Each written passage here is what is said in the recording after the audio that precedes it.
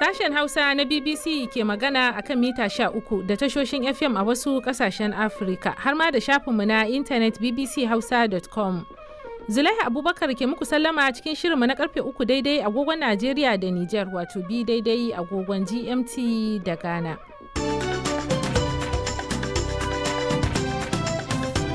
To a cikin shirin za ku ji rundunar sojin Isra'ila ta kai wa wurare fiye da 150 hari a birnin Gaza. Shugaban Amurka Donald Trump ya soma wata ziyarar da ba kasafai aka saba gani ba karo na biyu a Birtaniya. Hukumomin Saudiya sun sako wasu 'yan Najeriya da suka tsare bisa zargin safarar miyagun kwayoyi. An suna Saudiya yanzu suna hanyar yanzu ana kokari ne a cire sunansu daga cikin red list da aka sa su din nan a can airport wajen immigration.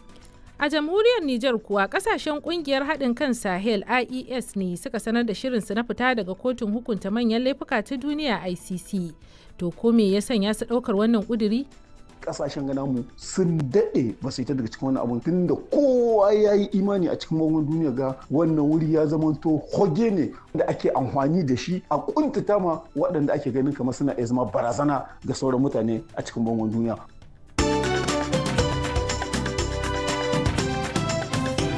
To waɗannan da ma ƙarin rahotanni na nan tafe bayan Aisha Aliyu Jafar ta karanto labaran duniya.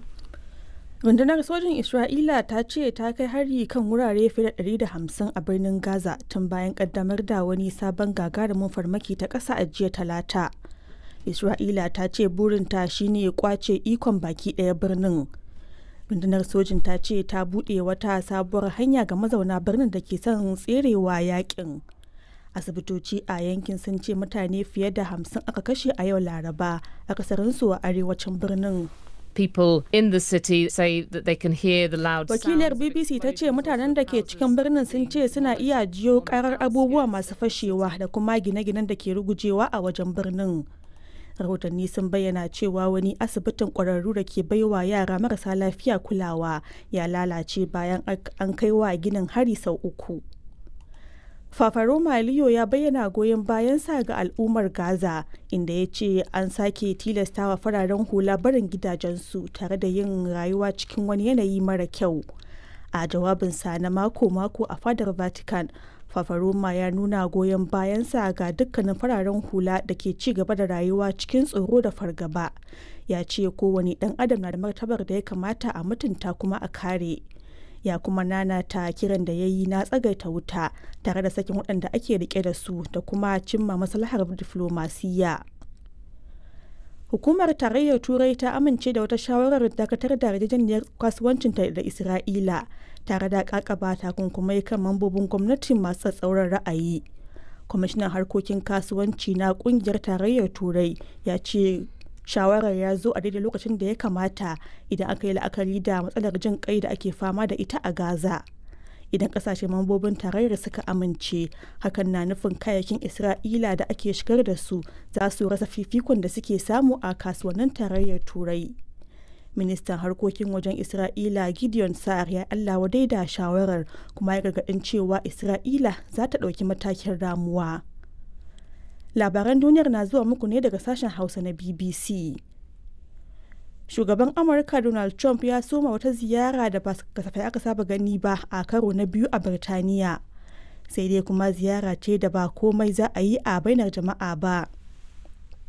An shirya gagarumin taron tarbar shugaban ta hanyar harba bindiga a yayin da jirginsa ya isa fadar Windsor da ke wajen birnin London. On arrival at the castle, the US national anthem was played. Wakilin BBC ya ce bayan isar su fadar an buga takin Amurka daga nan kuma aka yi wa shugaba Trump da Sarki Charles faretin girmamawa. A gefe guda kuma ana gudanar da wata zanga-zangar nuna adawa da ziyarar shugaba Trump a tsakiyar birnin London. Matar marigayi Alexei Navalny dan fafutukar nan da ke kare haƙƙin bil'adama a Rasha ta ce sabbin bayanan kimiyya sun tabbatar da cewa mijinta ya mutu ne sakamakon gubar da aka sanya mishi. Mr. Navalny ya mutu a watan Fabrairun 2024 ba zato ba tsammani a yayin da yake zaman gidan yari na tsawon shekara 19 a wani gidan yari da ke wani yanki mai tsananin sanyi. Еще в феврале 2024 года. Sai dai matar marigayin Yulia Navalny ta ce a watan Fabrairun da ya mutu an yi nasarar fitar da samfurin kwayoyin halittar jikinsa a sirrance.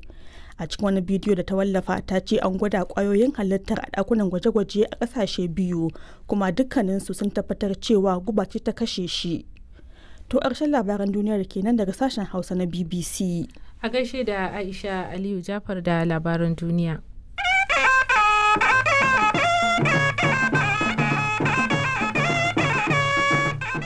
To yanzu kuma sai fagen rahotannin namu. Kamar yadda kuka ji a farkon shirin, rundunar sojin Isra'ila ta ce ta kai farmaki kan wurare fiye da 150 a birnin Gaza tun bayan kaddamar da wani sabon babban mamaye a ƙasa wato ta ƙasa a jiya. Yayin da dubban Falasɗinawa ke ficewa daga birnin, dakarun sojin Isra'ila sun buɗe wata sabuwar kafa ta wucin gadi zuwa kudancin Gaza ga masu fita. Abdu Halilu na da ci gaban rahoton. Asibitocin wurin sun sanar da cewa zuwa yanzu an kashe mutane 35 tun lokacin da aka kaddamar da kai harin da tsakiyar dare a yankin, yawanci cikin bangaren arewaci. Rahotanni da ke fitowa daga yankin sun tabbatar da ci gaba da kai hare-haren da bumabumai masu kisa a yankin na Gaza. A daidai lokacin da sojojin na Isra'ila ke ci gaba da kutsawa ta ƙasa a cikin birnin Gaza da ake gani ya kasance cibiya da sayarwar ƙungiyar Hamas. Hare-hare na dakarun Isra'ila sun yi dameji ga asibitin ƙwararru ta yara Labaran Sisi a daren jiya. Ma'aikatar lafiya ta Falastinu ta sanar da cewa ginin asibitin ta sama ne hare-haren dakarun Isra'ila suka kyara sau 3. Shaidu na cewa an ji karar da tarwatse-tarwatse masu ƙarfi a lokacin da sojojin na Isra'ila ke ruguza gidaje. Mata da ke zaune a Gaza, Gaida Uda, ta shaidawa BBC yanayin da al'umma ke ciki. We've been hearing lots of airstrikes around us, targeting people who are also trying to evacuate. Muna jin karan bama-bamai ta sama a kewaye da mu. Mutane na ta kokarin ficewa daga wurin. Jama'a na kwashe abubuwan da ke cikin tituna. Da dama na barin gidajensu da ake rugujewa. Wasu na ɗaukar ƙananan abubuwan da za su iya tafiya da su. Kusan ɗaukacin yankin Kacokam an yanke mashi sadarwar intanet. Gwamman dubban jama'a ne ke yin tururuwa. Suna tunkarar kudanci a cikin 'yan kwanakin nan. Hanya guda cilo ta ɓangaren gaɓar ruwa ta cunkushe. Sojojin Isra'ila na cewa sun buɗe wata hanya da jama'a za su bi ta tsakiyar zirin Gaza. To a gaishe da Abdu Halilu. Daga Isra'ila za mu je Najeriya. Hukumomin ƙasar Saudiya sun saki wasu 'yan Najeriya 3 da aka tsare bayan an kama su bisa zargin safarar miyagun ƙwayoyi. Cewar hukumar hana sha da fatocin miyagun ƙwayoyi ta Najeriya. An kama mutum 5 bayan gano cewa suna da hannu wajen sakawa matafiya kwayoyi a cikin jakunkunan su ba tare da sanin su ba a filin jirgin sama na Malam Aminu Kano akan hanyar su ta zuwa Saudiya.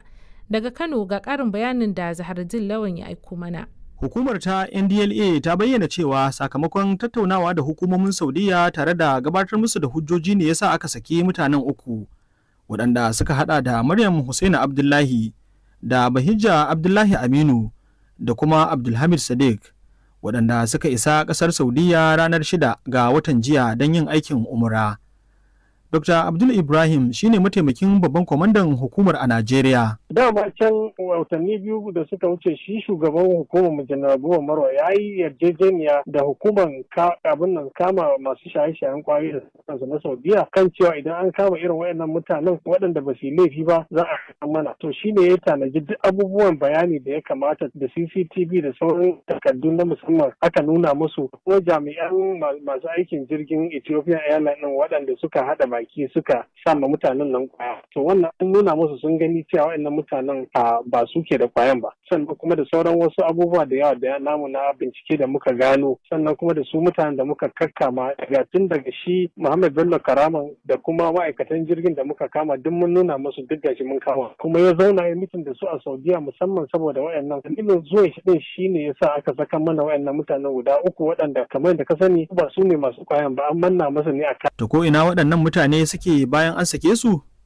Kuma kowane hali suke ciki? Suna Saudiya yanzu suna hanyar dawowarsu. Idan suka zo kuma za mu ci gaba da bincike za su ba mu bayani da yawa wanda za mu amfani da su don tun da mun riga mun gurfanar da wayancan mutanen da suka samu su kwayan a gaban kotu. Kuma kotu tana amfani da hujjoji ne. To idan suka zo din za mu zauna da su sannan mu nemi wasu hujjojin da za mu yi amfani da su don mu samu hukunta wayannan mutanen da suka yi wannan barna. Dama ita Maryam ita jigawa ce. Shi ma Sadiq ɗan jigawa ne, Bahijja ita ce 'yar Kano.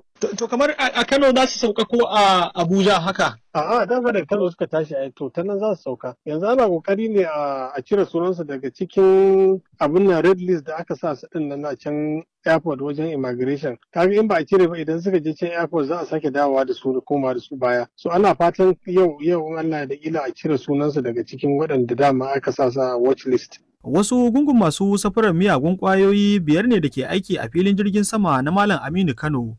Ake zargi da manna musu ƙwayoyi a cikin jakankunansu, kuma bayan sun isa ƙasar Saudiya ne aka cafke su a Jidda. Ba wannan ne karan farko da aka taɓa kama wani mutum a ƙasar Saudiya da zargin ƙoƙarin shigar da ƙwaya ko kayan laifi ba da saninsa ba. Ko a shekara ta 2018 ma an kama wata matashiya Zainab Habibu Kila wadda ta shafe tsawon lokaci a kurkukun Saudiya. Kafin daga bisani aka sake ta saboda an gano ba ta da laifi, kawai gungun masu safarar ƙwayar ne suka rataya mata jakar tsaba. Zaharaddin Lawan, BBC Hausa daga Kano a Najeriya. To har ila yau muna Najeriya inda hukumomi suka ce sun kubutar da wasu ƙananan yara 8 cikin kusan 70 da suka gano a wani gidan marayu na kudancin ƙasar. Hukumar hana safarar ɗan adam ta ƙasar NAPTIP ce ta jagoranci samaman, inda aka gano wasu jarirai kusan 15 a gidan cikin jihar Delta bayan samun ƙorafe-ƙorafen satar yara sama da 200 daga wasu iyaye a Kano da makwabtan jihohi. Ahmad Kaba Idris na da ci gaban rahoton. Hukumar ta NAPTIP ta ce bayan tattara hotuna da bayanai na ƙorafe-ƙorafen iyayen game da 'ya'yansu da aka sace, ta shiga wani salo na bincike na musamman tsawon lokaci har ya bata damar gano gidajen da marayun suke a tsakanin jihohin Anambra da Delta. Hukumar ta ce ta ware tawaga ta musamman tare da haɗin kan jami'an tsaro na DSS da na 'yan sanda tare da ƙaddamar da sumaman. Liman Yusuf Shehu shine shugaban sashen ayyuka a kwatar hukumar da ke Abuja babban birnin ƙasar, kuma shi ya jagoranci sumaman. Ya mun ƙarin bayani. Ya'ya da mun samu a gun sun sama guda 70. A cikin 70 sababbin yara wadda aka haife su jinjiraye sun fi 15. Aka bincika wa'annan yara 70 da kyar aka samu guda 8 a ciki. Ragowar kuma fa? Ragowa kuma suna nan mun bar su a gun, amma kuma ai haƙƙi ne na Ministry of Women Affairs na Delta State wadda sun rubuto takarda kuma mun faɗa musu abin da ya kamata su je su yi, saboda wannan a karkashin jihar su yake. Kuma ba komai bane yaran nan saya ake da sayarwa. Da sayan wannan mutumin yana nan a kes da kotu yanzu haka a Gombe, wadda an samu 'ya'yan Gombe guda 4 a hannun shi ya sai da su an karɓe su. Shi yanzu mutumin da aka sami yaran a hannunsa yana hannunku kenan? Ba mu sai a hannun ai a lokacin ba mu same shi ba. Daga cikin yaran nan kimanin guda 70 dukansu shekarunsu ya kama daga kimanin nawa kenan? Ya'yan da ce daga sababbin aihuwa sai kuma wai da shekarunsu bai wuce 18 ba. To yanzu ragowar 62 suna ina? Suna nan a nan mun bar su. Su yara 8 inda aka samu an iya mika su ga iyayensu kawo yanzu? An mika su ga iyayensu. A wani yanayi aka samu waɗannan yara a wannan gida? Wayannan yara da aka same su a wannan gidan an canja musu suna, ba su amsa sunansu kuma sun kuma amsa sunan Inyamurai. Daga Okonko sai Tochukwu haka suke amsawa. Inda aka same su kamar me ake yi da su yaran? Yawancin su sai da su suke, amma me suke yi da su sai Allah. Saboda wannan na Gombe ai shi ma saya yayi a hannun wata yanke ci. Saboda haka wannan bincike da muke yi shi ma yanzu shine muna son mu sani su ma na Kano nan saya yayi ko kuma yaye ya same su ko kuma shi da kanshi ya je sace su amma ya ki zuwa. To ita wannan Ikeci kamar tana ina kenan? Tana nan gidan Busuna Gombe. Liman Yusuf ya kuma yi kira ga iyaye akan muhimmancin kula da 'ya'yansu kasancewar mugu bai da kama a wannan lokaci. Mutum zai zo shashinku ya kama gida ya biya kuɗin haya ya zauna sai kun saba da shi sai kwashe 'ya'yan ku gudu. Wai su kuma za su zo a Moko Park ne da su zo su sami yara masu zuwa makaranta da sauransu da babu mai musu rakiya su ɗauke su tafi, so iyaye su sa idanu. Shugaban ya kuma buƙaci hukumomin ƙasar musamman mai kula da al'amuran mata a Najeriya da ta sanya ido tare da bibiyar makomar ragowar yara 68 da suka gano a gidan marayun da ke birnin Asabe na jihar Delta. Batun satar ƙananan yara musamman a arewacin Najeriya wata matsala ce da take ci gaba da addabar ƙasar, inda a wasu lokuta ake zargin ana kasa su tare da siyar da su a kudancin ƙasar. Ahmad Kabo Idris, sashen Hausa na BBC a Abuja, Najeriya. To yanzu karfe 3:14 a Najeriya da Nijar, kuna tare da Zulaiha Abubakar daga sashen Hausa na BBC. Za ku iya sauraron mu ta intanet a bbchausa.com.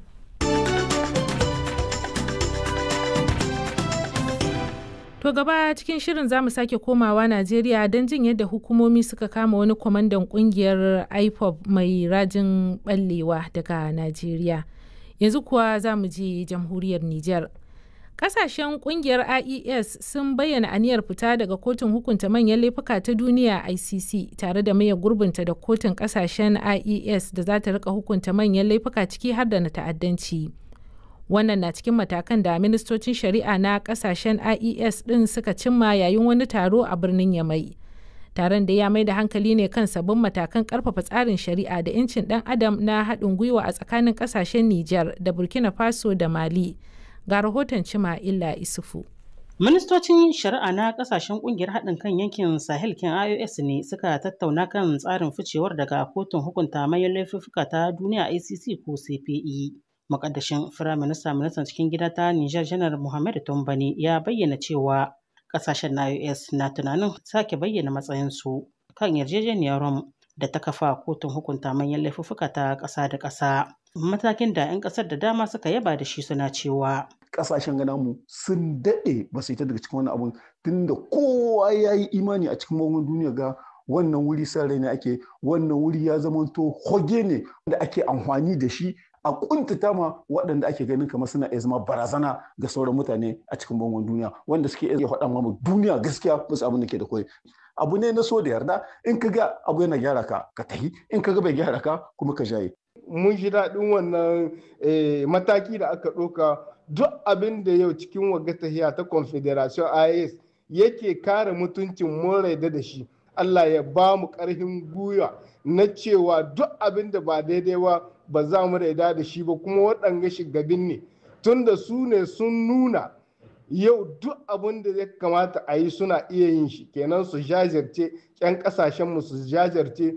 In ƙasashen IAS sun ce za su fita, ina ganin suna da dalilai da hujjoji wanda suke ba su damar cewa tana yiwuwa a gobe, don yadda su shugabannin kasashen IAS ɗin suke neman su kwato kasashensu daga mulkin mallaka, tana yiwuwa su ma gobe a masa kazahin da za a cewa a gurhanar da su wajen wa'annan kotun. Wannan shawarar janyewar ta zo ne a daidai lokacin da IOS kin ta sanar da kafa kotun hukunta manyan laifuka ta Sahel da kare 'yancin ɗan adam. Wannan sabuwar kotun za ta rika shari'a kan laifuka na duniya, ta'addanci, kisan ƙare dangi, laifukan yaƙi, laifukan cin zarafin bil'adama. Sai dai a cewar masanin harkokin dokokin ƙasa da ƙasa Abdulnasir na Hantsijori na makarantar dimokuraɗiyya, 'yancinsu ne su janye, sai dai inda gizo ke sakar dalilin janyewar. Jayewar ƙasa ba shi ne abin wanda ya muhimmanci. Kakin a jayen me an kai da zai iya sa a hukunta magabatan ƙasashe waɗanda CPI take dibin kamar sun yi laifi. Ko da ma sun jaye, abin da ya faru kakin su hita ba zai zama to gawartacce ba. Sai dai a dibi abin da za su yi bayan sun hita. Kuma ko da ma bayan sun hita an tabbatar da cewa sun yi laifi wanda bai kamata a gafarta ba, in an kabi hanyar Conseil de Sécurité ta Nations Unies ana iya a sa musu hannu kuma tare da wannan hukuma da aka ce ma CPI. Mali, Burkina Faso da Nijar na da niyyar janyewa baki ɗaya, amma sai dai kowannensu ya mika buƙatar ga kotun ta ICC. A cewar jami'ar sadarwa ta kotun ICC da ke Mali, wacce ta ce dole ne a aika da buƙatar a rubuce. Ta ƙara da cewa za a amince da shawarar janyewar shekara guda bayan an ƙaddamar da buƙatar. Ta haka kuma in ji ta janyewar ba za ta hana kotun ta ICC kammala binciken da ta fara kan ƙasashen uku ba. A gaishe da Cima'ila Isufu. To daga jamhuriyar Nijar sai ziyarar shugaban Amurka a Birtaniya. Sarkin Ingila da sarauniya sun tarbi shugaba Trump a fadar Windsor a rana ta farko a ziyarar da ya kai Birtaniya. Bayan isarsu an ɗauki Donald Trump da mai ɗakinsa Melania a keken dawaki zuwa fadar. Muktar Bawa na da fassarar rahoton wakilinmu na diplomasiya James Landell daga Windsor. Shugaba Donald Trump ya tashi ne a jirgin helikwafta daga London, kuma a fadar Windsor yarima da gimbiyar Wales da sarki da sarauniya sun yi masa maraba. Sannan an harba bindigogin ban girma sau 41. Sarakunan da ayarin shugaban na Amurka sun wuce zuwa harabobin fadar a keken dawakai masu sahu biyar cikin rakiyar rundunar sojin masarauta. Dubban sojoji maza da mata ne suke sahu a kowane gefe na hanyar da ayarin ke wucewa, wadda nisanta ya zarce mil ɗaya. Gawurtaccen biki ne amma an nesanta shi daga idanun jama'a cikin tsauraran matakan tsaro. Da saukarsa a fadar an buga taken Amurka, sannan sarki da shugaba Trump suka wuce suka yi rangadin dakarun da suke faratin ban girma kafin rundunar sojojin da ta taru da sojojin Badujala su wuce cikin farati ta gaban bakin.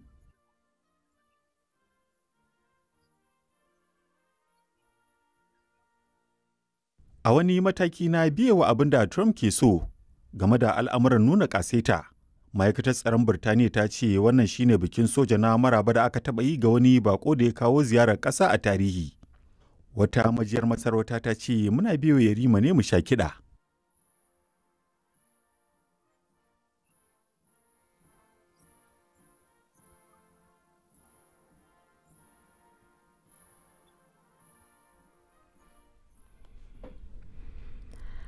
To gaishe da Muktar Adamu Bawa da fassarar rahoton wakilinmu na diplomasiya James Landell daga Windsor.